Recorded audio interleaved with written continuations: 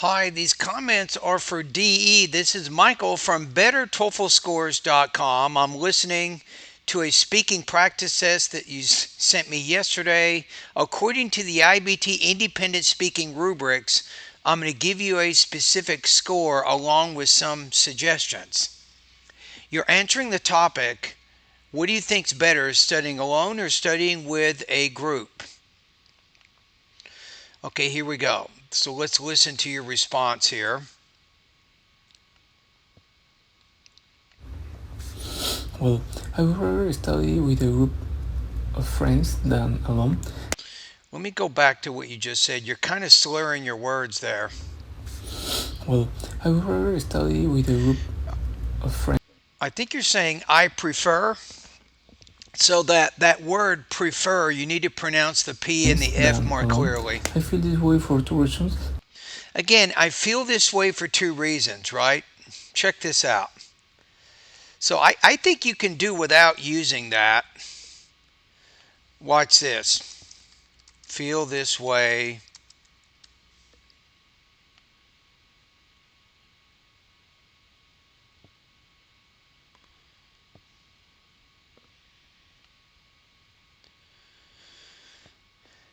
Yeah, it looks like you're taking this particular sentence from TOEFLresources.com, and also there's a few other websites which are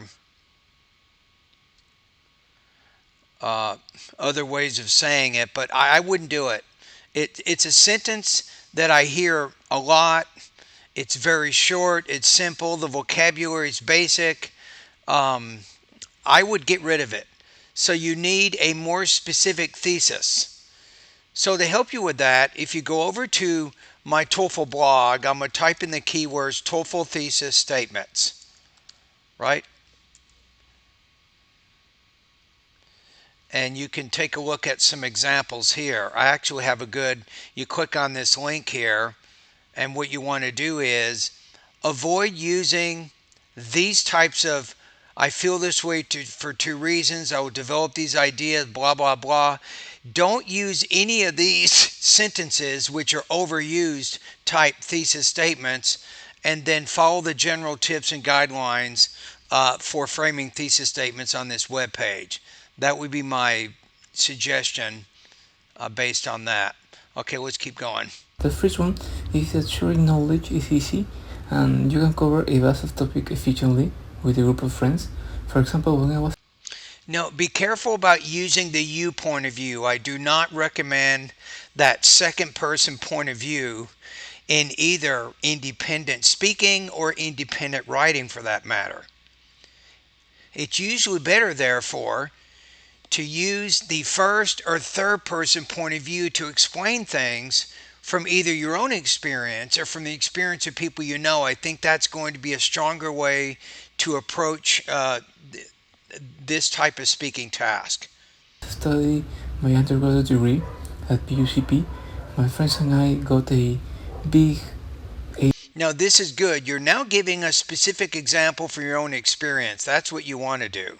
degree at PUCP. My friends and I got big a difficult test. So after a couple of nights studying together, we got a grade of 10 over 20. How about my friends and I were preparing for a very, very difficult test? Second, when you study with a group of friends, you can When I study with a group of show friends, emotions, so it's less stressful to face exams and tests. So, in conclusion, now do you have a specific example to support that assertion? So you want to make sure you elaborate on the claims or assertions you're making. You want to provide more specific detail to illustrate those ideas. I would recommend to study with a group of friends.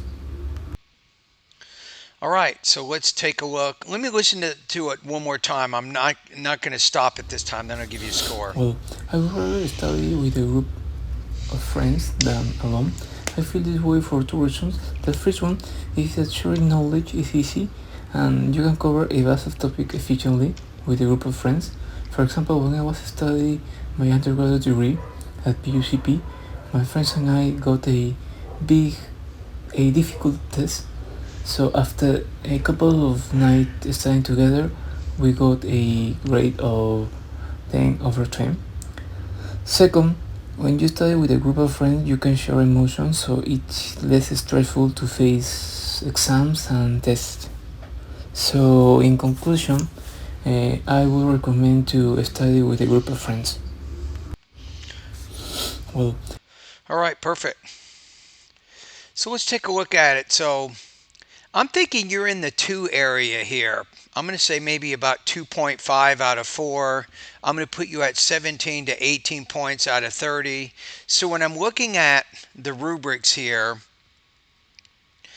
the awkward intonation, I think, really stands out. So you're not really varying your tone, you're speaking in a monotone, and you want to make sure you're putting more stress on the nouns, adjectives, adverbs, and verbs. So there's kind of three areas that you can work on, I think, that can help you with your intonation. And you can study all these things in my online TOEFL course in the pronunciation section. Number one is sentence rhythm. You want to put more emphasis and higher pitch on the nouns, adjectives, adverbs, and verbs, and then place less emphasis on those determiners, auxiliary verbs, and prepositions. We call these function words. Number two, you can improve your intonation. You want to make sure you're improving your overall tone, and there's a lot of different what we call kind of implicit rules regarding intonation. You can learn about those by going to my pronunciation lessons 36 through 40. Finally, I think you can improve your intonation by also improving what's called your thought groups and blending. You can learn more about that by going to pronunciation lessons 41 through 44. Okay, language use I think is also in the 2 area. It demonstrates you have limited range and control of grammar and vocabulary. The vocabulary that you use tends to be kind of imprecise. It's not very specific. So I think you can improve in both of those areas. And then with topic development, you're also in the 2 area there where it says the number of ideas presented or the development of ideas is limited. What you're doing is mostly basic ideas are expressed with limited details and support. It says relevant substance may be vaguely expressed or repetitious. That also kind of qualifies how you answered this topic. So your score here is 17 to 18 points out of 30. Now, to learn a little bit more about topic development and how you can improve that, right? If you go over to bettertoeflscores.com, I do have a good lesson for you. So in the search box at my blog, type in lacks TOEFL speaking. See where it says lacks TOEFL speaking elaboration. And this is a good lesson for you to review here.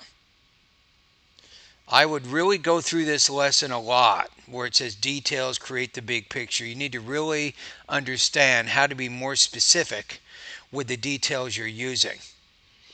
All right? And maybe one other thing.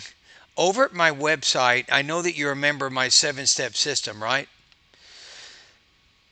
So if you go to the vocabulary part of my course, let's go right to the beginning here. I'm going to give you some lessons I think are important for you to help you with your speaking.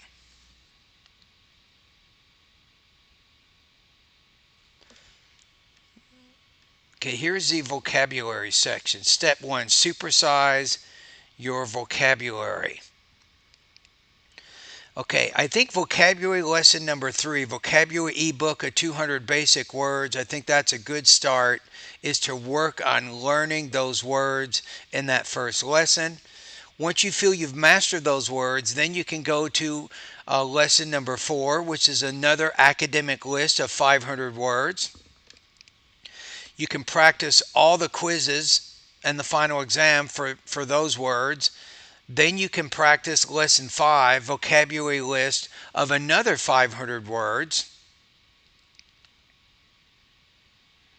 And once you've gone through the quizzes, practice tests, and final exam there, you can go to the last one, lesson 6, vocabulary list of another 500 words, P through Z, and then you can practice the quizzes and final exam for those words. So I think that will help you a lot with your topic development, because if you can improve your vocabulary, you can be more specific and provide more details, I think, to explain your ideas. You won't be as limited with your language use as you are now. So your score here, like I said a minute ago, is according to the IBT rubrics here. I'm going to put you in the 2 area between 2.5 and 3, so maybe 17 to 18 points out of 30 on this practice test.